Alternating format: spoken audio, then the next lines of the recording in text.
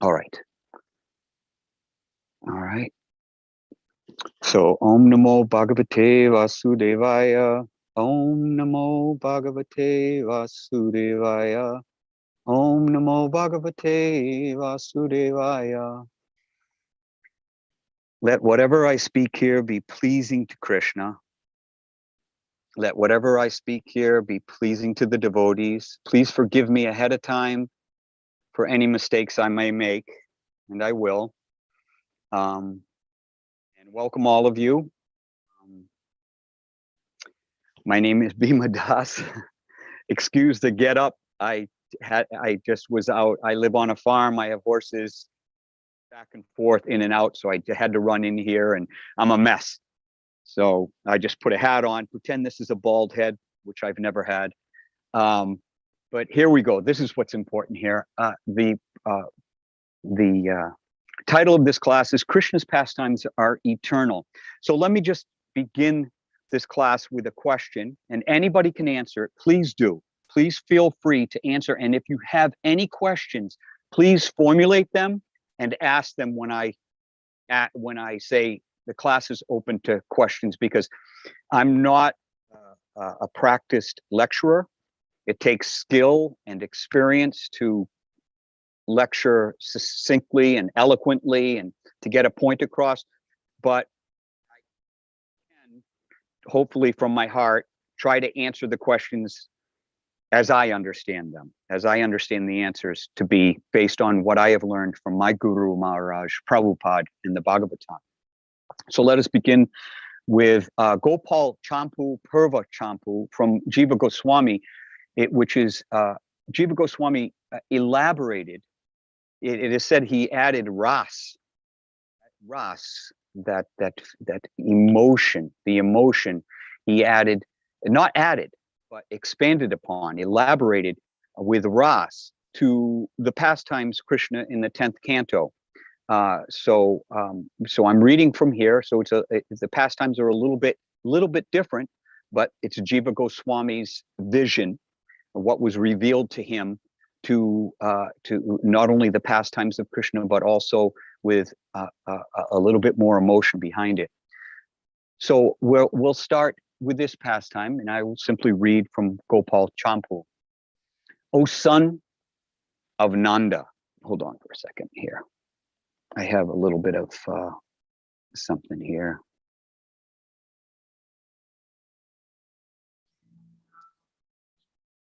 Okay.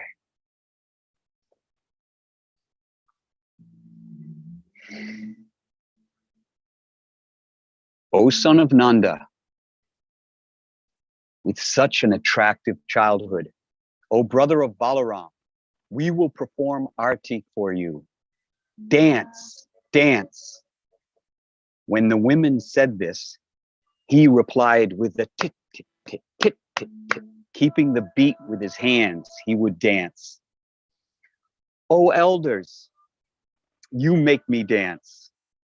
Saying this, he would come before them. Being most gracious, you dance nicely. Hearing this, he would dance. When they would laugh because of his skill or his stumbling out of shyness while dancing, he would run to his mother's lap. After giving up dancing, he would drink milk. Seeing this, Balaram, in an angry mood, desiring attention for himself, would also run to his mother's lap and drink milk. When the two boys became tired from playing, the two mothers and the aunts would gently put them to sleep. When they were kept inside and desired to go out to play, Yogamaya arranged for favorable circumstances for going out. Listen to this. Yogamaya arranged for favorable circumstances for going out by making them grow bigger and stronger. One day, Mother Yashoda, having taken Krishna up and placed him on her lap, was feeding him milk from her breast with maternal affection. The milk was flowing from her breast, and the child was drinking it. O King Parikshit, this is a conversation between two boys, Madhukanta, I can't remember the other one. O King Parikshit, when the child Krishna was almost finished drinking his mother's milk, and Mother Yashoda was touching him and looking at his beautiful, brilliantly smiling face, Krishna yawned.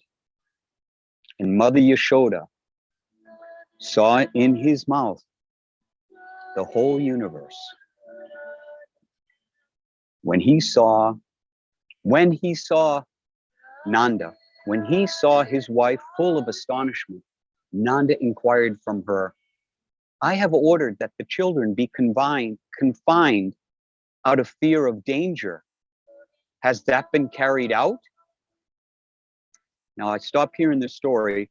Nanda had ordered, after Putana had come, that and Trinavarta, I believe, that Krishna and Balaram be kept safe. They were actually under lockdown, quarantine from all the demons, because they're just young boys and all these demons. Nanda was aware. He had been warned that demons were going to come to Gokul, Goloka, Gokul, and that Krishna was in danger. So he tried to protect Krishna by putting him under lockdown. Can you imagine putting Krishna under lockdown? So he asked, I ordered that the children be confined out of fear of danger. Has that been carried out? And Mother Yashoda said, it has been done, but it is useless. Nanda said, oh, why is that? She said, they have been forbidden from wandering about Vraj. But when the child smiling yawned, I saw the universe in his mouth. Nanda, seeing the strangeness of the situation, became silent. Thinking of the child as Narayan, after some time he spoke. If this is so, this is the desire of Narayan, who protects his devotees. It is he who has produced all these worries. All this is his arrangement. After this, according to Nanda's words, restrictions were lifted for the boys. One day, Krishna, offering respects to Yashoda, went to play with Balaram, Sriram, Sudam, Vasudam.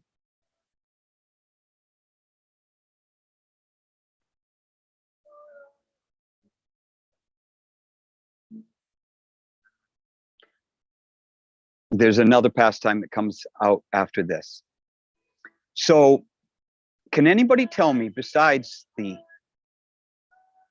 magnificent concept of having your child yawn, and Mother Yashoda looked in and saw the whole universe, all the stars, all the planets, saw Vrajadam, saw her village, saw herself, and saw Krishna, and saw it all within his mouth. Now we see that and we say, oh, this is a miracle. But we have to understand, if Krishna's pastimes are eternal, I have two questions here. So somebody please come forth with an answer. If Krishna's pastimes are eternal, let us parse this out. We know Krishna's pastimes, but what does eternal mean? Anyone? What does eternal mean? Can anybody answer this? Hare Krishna Prabhuji, this is Lilith again. I'm very new to devotional practice, and my understanding might be really wrong. No, just go on. The way I see that eternal and all the pastimes, they're basically happening all the time. They're just the energy is always there, and it's not in the past, and it's always happening. So it's not in the past, nor do we necessarily become so advanced and then, it is true that these wonderful things happen, that we go back to home, back to Godhead. But Prabhupada always said, Godhead is in the here and the now. Prabhupada once gave a class or gave a lecture. This was in the beginning days, and they rented out a big hall, and only like 2 people came, though it was 1,000-seat hall, and the devotees apologized to Prabhupada. And Prabhupada said, "What, you didn't see? Narada was there, and Brahma was there." And he went listing off a few. Now, so we have to understand that a pure devotee, or one who is always thinking of Krishna, understands that Krishna and Krishna's devotees, Krishna's entourage, is always present. And it's very important, and you are exactly right. Not only are they always happening, sat, eternally, but they're always happening in us as well. I was telling Kaushik that we have to have antara vrishti, which means, I hope I'm pronouncing that right. I lost the word in my notes, which means internal vision.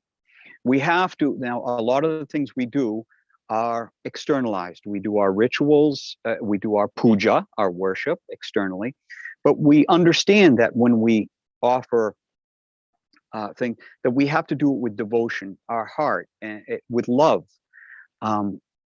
We must open ourselves up to Krishna. And at that time, when we are making an offering to Krishna, whether it be boga or chanting his names, how many times have we been told by great saints, Prabhupada, as well, and all the acharyas, and Lord Chaitanya himself, that Krishna is non-different than his name. And so we have to understand that Krishna is always present based on our desire to be with Krishna, based on our desire to interact with Krishna in an intimate way. Krishna says, now, can anybody hear the Bhagavad Gita verse? As you approach me, I reciprocate accordingly. Does anybody know that verse? Because I don't know the I should know the Sanskrit. So you understand that however you approach Krishna, whether you are chanting his name or reading his pastimes, that these are applicable to the here and the now. I was telling Kaushik that he said that, a devotee had told him, he says, actually, Kaushik, could you please repeat that question and how you were answered by a devotee? Yes, bro. So I'm not sure about the answer, but the question I had was, so in Bhagavad Gita, Krishna says that we have to take the example of very great people like Janaka or someone, and even Krishna himself does so many duties during his Dwaraka pastimes, which is take care of his wife, do his morning rituals. He should do everything perfectly. But when we consider the pastimes of Krishna's childhood, we say that, we are not supposed to imitate Krishna.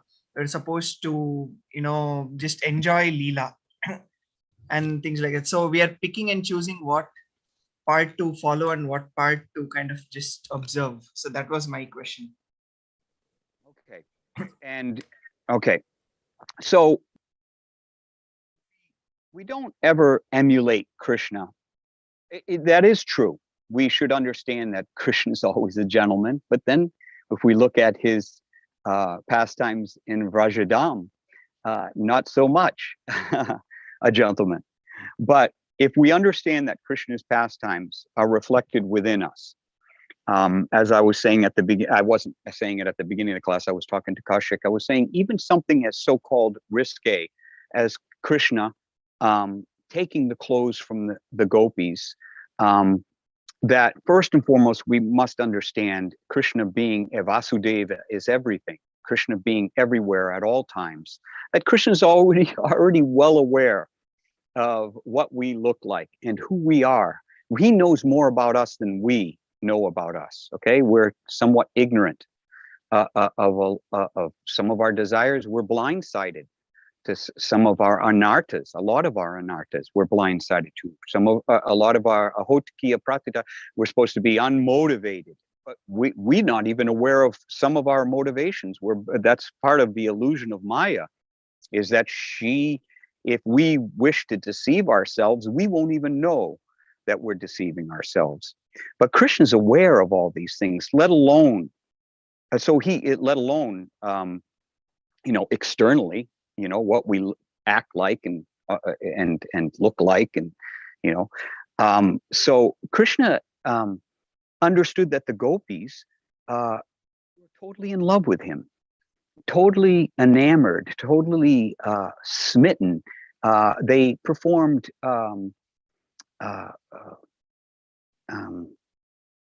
austerities. If you were all more with the audio on, we could talk about these things, and you could relate back to me some of the things that you're more familiar with. But they performed austerities. I'm not sure, remember the name of it, when they just eat the unsalted, unflavored, unspiced khichdi without their hands, and you could only eat. I mean, these are little girls. This is pretty tough. I'm not sure how long they did it, a month. Besides the fact that they were always thinking of Krishna, completely in love with Krishna. Krishna knew that, and his involvement with them on any given moonlit night was reflective of ourselves. We have to understand that it's not just the gopis who have to get past cultural barriers, or family barriers, or dharmic barriers to get to Krishna. Be with Krishna on an intimate level, that ras, that prema. But it's also us.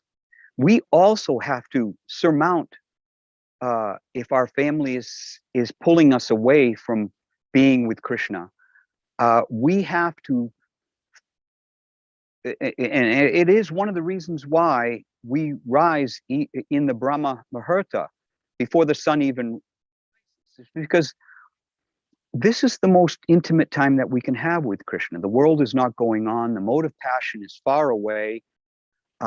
It's even before the mode of goodness of morning. This is the time when the gopis saw Krishna, and that's why this is the time that we should be doing our japa. We should be rising very early. Of all the things that we can do, we should give our first and best fruit, which would be our time, because that's the only thing we can give to Krishna that he doesn't already own, and that is our desire to rise early, our desire to give ourselves over to Krishna. Now, how do we do that? Do we run through the woods on a moonlit night and look for Krishna?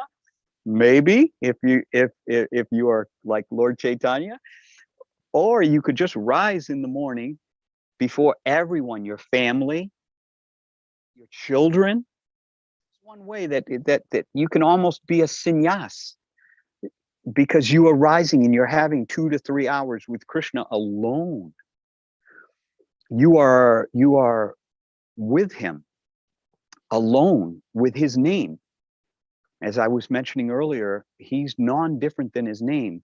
So this pastime of Krishna meeting other people's, other men's wives and stuff, no, we're all, as I was telling Kaushik, we're all betrothed to Krishna. We are in him. We are his already. the only thing he wants from us, and this is the only way that love can exist, is through independence, is if we will, if we desire, if we hanker, because that's all that's required. Krishna will take care of everything else. He will clear up all the demons, all the anarthas that we have, whether it be duplicity or lack of courage, or any number of them, all represented, by the way, by demons, as Bhakti Vinod has says, represented by these demons who came into Vrindavan, Vrajadam, when Krishna was just a baby. Krishna took care of them, like the cart demon. I'm terrible with pronouns. I used to be a boxer, and I got hit in the head too many times in pronouns. Who does somebody tell me the cart demon's name? Yeah, somebody unmute and tell me the cart demon.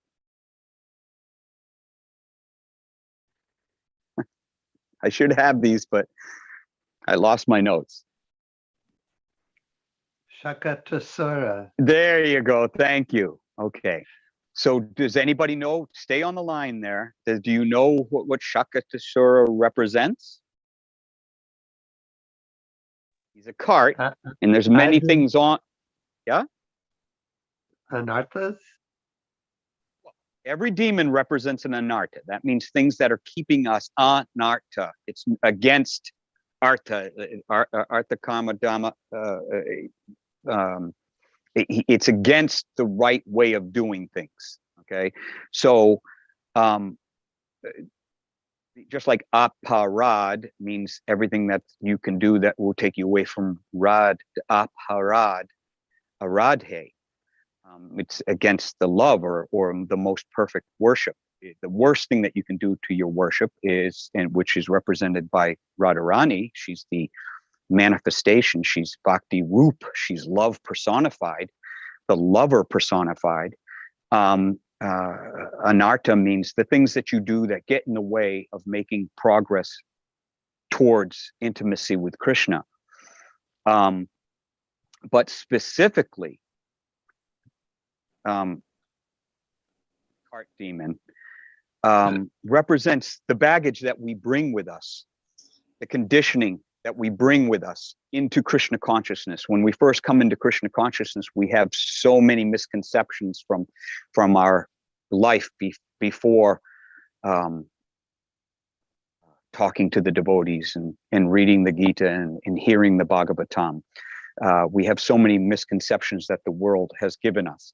And Krishna, with a simple flick of his foot, all of a sudden that goes away. Prabhupada says that as soon as somebody comes in contact with the devotees and hears the Bhagavad Gita and the Bhagavatam, Prabhupada says, that's it.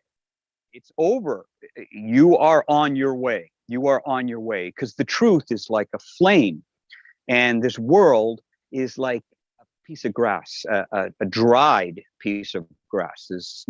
And you apply flame to it, which is the truth, and it just goes like that. Now, it might burn for a little bit, and that's our devotional life. But in Krishna's eyes, and in the eyes, when you step back, this one life be the time that it takes for the truth, the flame, to burn away all these misconceptions. Everything that's on that cart can be knocked over with one flick of Krishna's little baby, butter soft foot.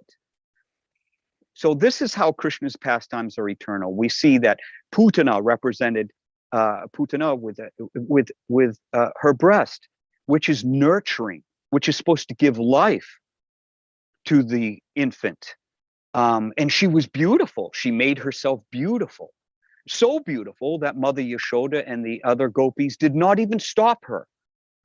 And that is, Bhakti Vinod said, she represents false teachings. Now, how many false teachings, even within the Advaita philosophy that you see in India, or with even Shunyavadi? If you go and study these teachings, which I did before, didn't study deeply, but you study these teachings before you come to Krishna consciousness, they're very attractive because they do lead to a sense of a feeling of liberation, that, you come to understand that the world is suffering. Buddhism, that suffering, first you come to that first realization that life is suffering, birth, death, old age, and disease. You come to the realization that you're not this body. Tato Brahma Jigya, your Brahman, that you're part of your spirit soul. Okay, but the big thing here is with these philosophies that they are poisonous, in the sense that if you are latched on the nurturing of shunyavad, then you miss out. This is the last snare of Maya, because there is truth to it. There is truth to the understanding that Chinta Beta Beta Tattva, we are simultaneously one with Krishna, like the sun ray is one with the sun. But the sun ray does not make the sun. The sun ray is completely dependent upon the sun. Okay, it all comes from the sun, and the sun comes from Krishna. But if you take in these teachings and you stop there, because they can get you into the mode of goodness, and believe it or not, the mode of goodness is one of the biggest traps, because you become content and you start enjoying. You start realizing that every action, there's an equal and opposite reaction. So you stop doing sinful activity, and then you start living a mode of goodness, sattvic life. And sattvic life is necessary for one to have a clear mind in order to perceive Krishna. But one can stay on that sattvic platform for tens of thousands of lifetimes, because it's full of enjoyment. That's what the demigods are. So you see all these pastimes that Krishna, whether it be Putana or Shakatashura or Kamsa, we have to understand that this what time is it, by the way? I can ramble on. 5:39. We have to understand that this world right now looks very much like Kamsa's world. What's going on in this? Of course, it's always been this way. There's always been trials and tribulation. We think, oh, this world is so screwed up, but I mean, for those who have studied World War I or World War II or the Vietnam War, when millions upon millions of people were slaughtered, especially in the Vietnam War, young men going to their death. And guess what? It was an honorable thing for those soldiers, and they'll all see heaven. Okay, they'll all see heaven. Even a Vietnam vet will see heaven, because he fought on the battlefield. He gave his life for what he thought was right. But we know in retrospect and in the future, the Vietnam War, it did not mean anything. It was simply the military industrial complex making money and involving ourselves in conflicts that we should not be involved in. Geez, I just got off the path there. Now I'm thinking about that. So, geez, I just drew a blank. So let me just go back to the beginning there. So we have Krishna's pastime of yawning and Mother Yashoda seeing the whole universe in Krishna's mouth. Now, how do we see that in our life? And how do we inculcate? How do we imbibe? How do we absorb this pastime to mean more than just, oh, the universe was in Krishna's mouth. Isn't that wonderful? Well, we simply reverse it, and we understand that Vasudeva, that Krishna is everything, that we can begin with ourselves, this yantra. This body is a machine. We took no part in designing this machine. We took no part. See, this is the tendons, they're working. My mind is saying open, close, open, close. I didn't design this machine. I was born into it. There's actually a structure here. Now, this is basic stuff, but this is about seeing the world in Krishna's mouth. This is understanding that Krishna is at work even in being, sat, in our being. It's all a miracle. This is very important. Everything, miracle. in the sense that we played no scientific role in making it come about. My breathing in oxygen and the lungs taking it in and nourishing my blood and enlivening the muscles and the bones, the digestive process, my heart beating, even when I'm not there, just involuntarily, the life force. Am I sitting here going heartbeat, heartbeat, heartbeat? Am I sitting there massaging my own heart, or is my heart going on of its own accord? Did it start in my mother's womb because I willed myself to be?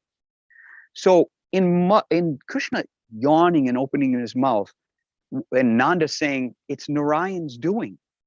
This is the awe. This is the awe. Narayan is the ras of awe, the creator. And we have to have that first awesome realization that at every moment we can see Krishna in our lives. If you just take a walk down the street, and hopefully you take it on a path in the woods, because nothing is more exemplary. Hold on for a second. I'm running low on my battery. I hope I don't lose you. Nothing is more exemplary of Krishna's presence in our life than nature. The leaves, you know, that solar, the photosynthesis.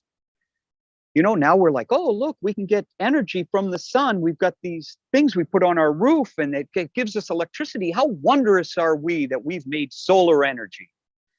Yet you don't hear people say, but that tree over there, that so-called dumb tree that we launch into with an axe because it's in the way, has that perfect solar energy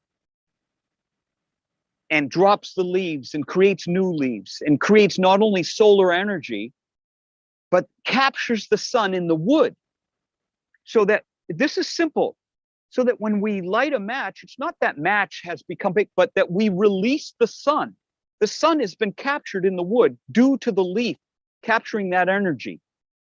That's photosynthesis. And then when we eat the fruit of the tree, we're eating the energy of the sun. That's why it gives us energy. Those carbon bonds, when they're broken, ATP is released and that gives us the energy. That's like our gasoline. That's our octane.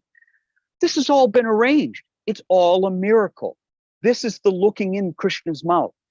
Looking in Krishna's mouth is like going out on a walk up a mountain and seeing life everywhere. Not only seeing Krishna on the altar with Radha Gopi Vallabha and being reminded how beautiful Krishna is, because all beauty, Om, Bur, Bhuva, Tat, Savator, the fountainhead, all beauty, anything that attracts you in this world, strength, renunciation, wisdom, beauty, aesthetic beauty, lotus eyes, we all do it. Oh, that's so beautiful, or she's so beautiful, or he's so handsome. Those are all tiny little sparks of the reservoir that's forever increasing. That's Krishna. And if we can remind ourselves at all time that even if we, as a guy, to see a beautiful woman, instead of saying, oh, I have to turn, I'm brahmachari, I must look down at the ground. Now, you don't Google, but you say, if she's beautiful, then how beautiful is Krishna, who's ever increasing? That beauty is going to fade.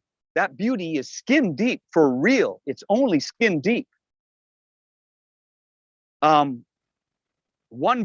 just scrub off the makeup. It's even thinner than skin deep.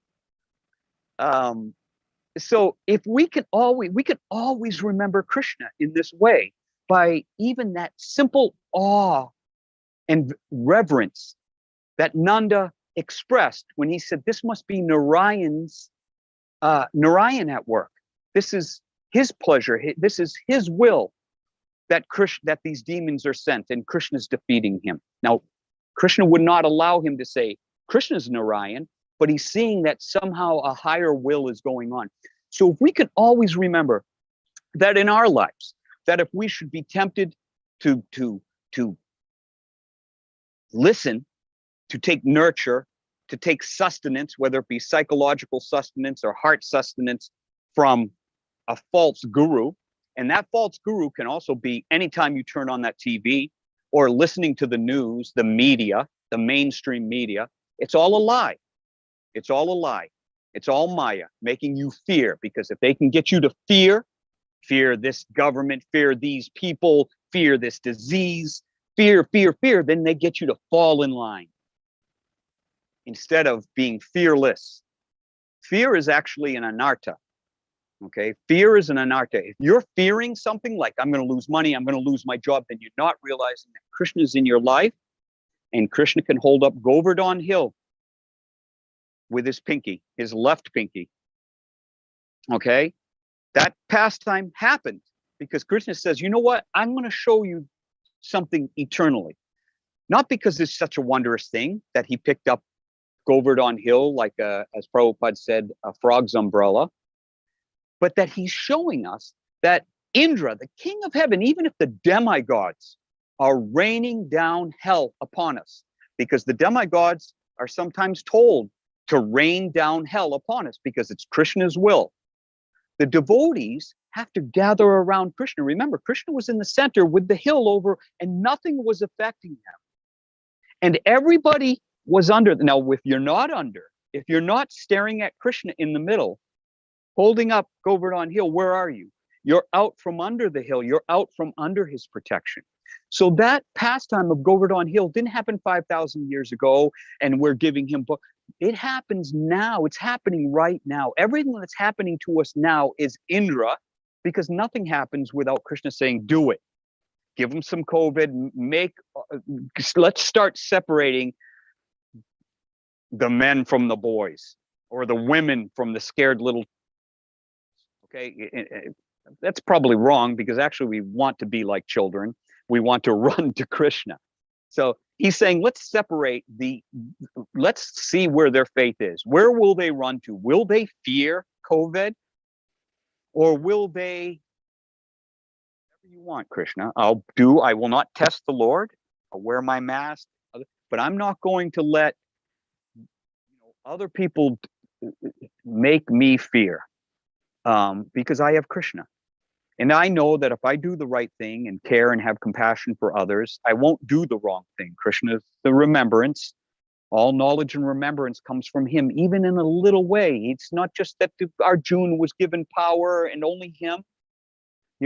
Krishna gives us our power. Every time you remember something as you're walking out the door, you say, oh, thanks, Krishna. This is how these pastimes are eternal. Read Krishna's Leela. Read those pastimes, and if you want something with believe it or not, even a sweeter nectar than the Bhagavatam 10th canto, then read Jiva Goswami's. That's why Jiva Goswami came with Lord Chaitanya as part of his entourage, to say, this is even sweeter. This is that storehouse of prem. We opened it up, so not only do you have Krishna's pastimes, but now we're going to tell you what they feel like. So Nanda Maharaj said, this is Krishna's will. We've got to let Krishna out and play. So we have to go on this adventure with Krishna. When we wake in the morning, this is non-different than the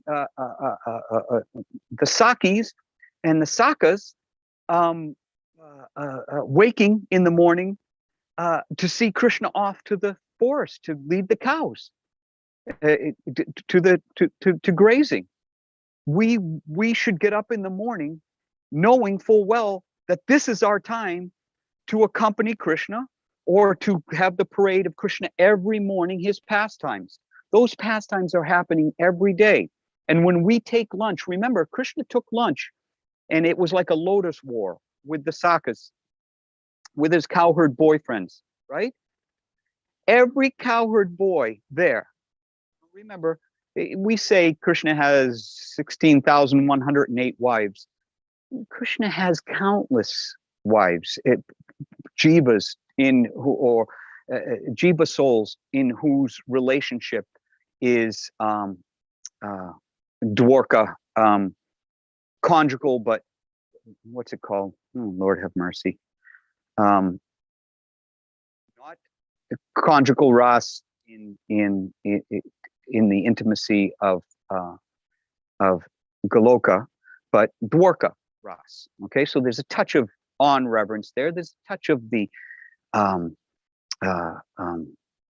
opulence. There's a touch of the opulence there.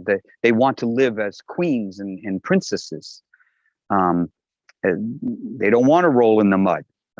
Lakshmi Devi couldn't get into the rasa dance because she was like, I'm the goddess of fortune. I can't just, wear an everyday sari and get all muddy and be abandoned and have to go through the woods and talk to and ask trees and vines, where did Krishna go?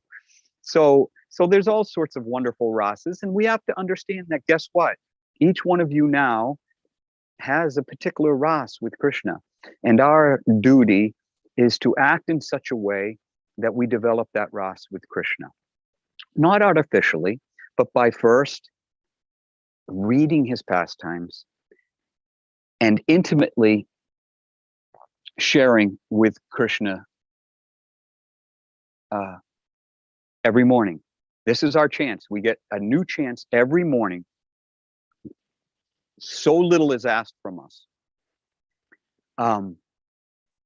Let me read a purport from Srimad Bhagavatam 177. This is just the purport Prabhupada wrote.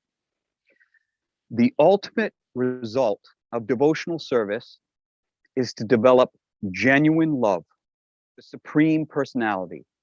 Love is a word which is often used in relation with a man and a woman.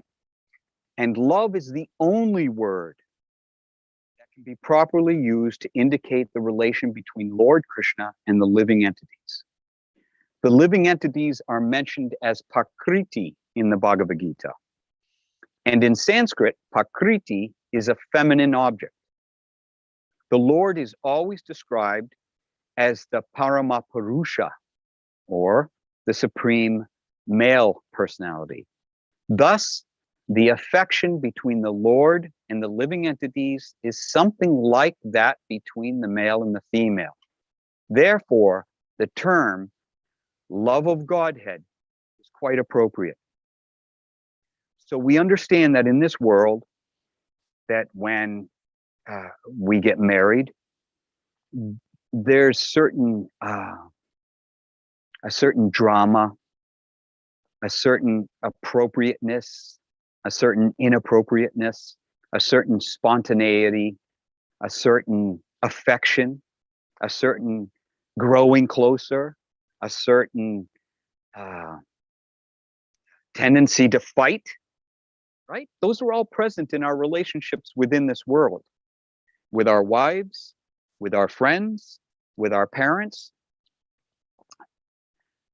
We are told that this world, like a banyan tree, tipped upside down, it's in reverse. So you see the roots and then the leaves out in the reflection. So it's upside down. So what's upside down? It's the same exact thing. There's nothing that happens in this world that doesn't perfectly happen centered around Krishna in the spiritual world. This world is a reflection. So our relationships that we develop, as Prabhupada said here, between a man and a woman, a boyfriend and a girlfriend, a husband and a wife, friends, these are all minute reflections, sparks off of waves of the material ocean. You ever been on a boat on an ocean when the sun is shining and you see these flashes of light off the waves? Some of them hit you directly in the eye. This is the flashes. It's not the sun, and it's there for a moment and gone. Well, that's our life in this world. We're here in this world for a moment to learn, because we turned away from Krishna for a brief moment.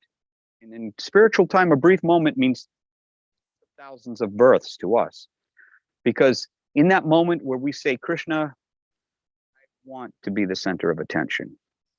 I want to be the leading role. Because think about it. When we get up in the morning, we say, I am going to do this, and I am going to go here, But the beginning of our material life happened with the words, with the feeling, with the desire, aham kara, ahankara, false ego. From that, everything else, mind, intelligence,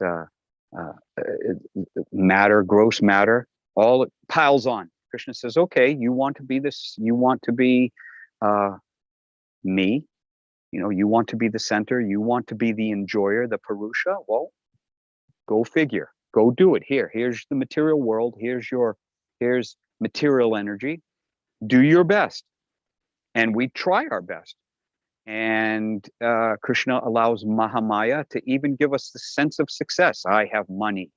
I will, these are all quotes from the Bhagavad Gita. I'm just putting them in my own words. Did I lose? Okay. 58, 2 minutes left. So ahankara, I am the doer. So it takes us back to, we don't even make our own heartbeat. We don't make our body digest. We didn't design anything. We didn't design one tree. Just think of the hubris of science. We're going to stop COVID. We're going to do. They're the ones who created COVID. So we can see that if we just simply be humble, if, as in this pastime when Mother Yashoda looked in Krishna's mouth when he yawned and saw the whole universe, if we simply have a little reverence and humility to understand that Krishna is everywhere and at all times, in the here and the now, then we understand that Krishna's pastimes are eternal. Then when you read Krishna's pastimes, they're no longer stories that happened 5,000 years ago. These are stories that you can remember all day long, and that will bring us more intimately back into connection with Krishna. This is our prayojana. So I have finished the class. There was a lot more I wanted to say. I rambled on. Like I said, I'm new at this. I've given class probably in my whole life 10 times. So this is probably the 10th time. So please forgive me. Does anybody have any questions? Please, somebody.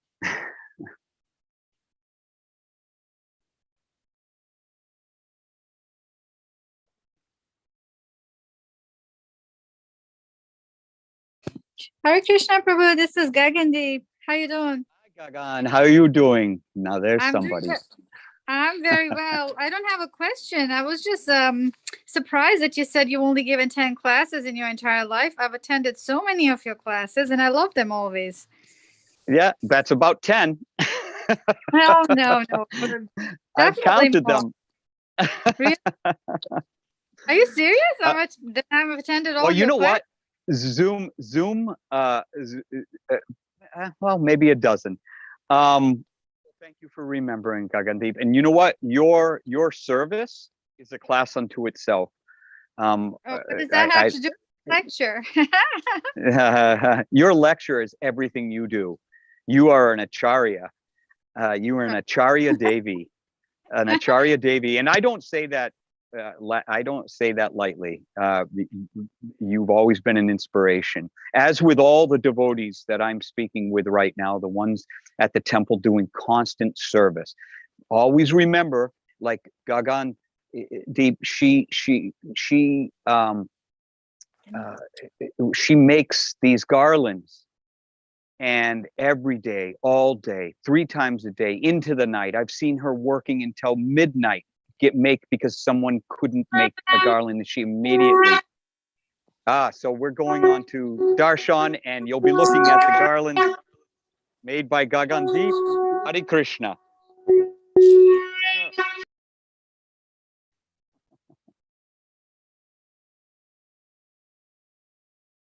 Hey, Shama Rupa, how are you doing, Prabhu?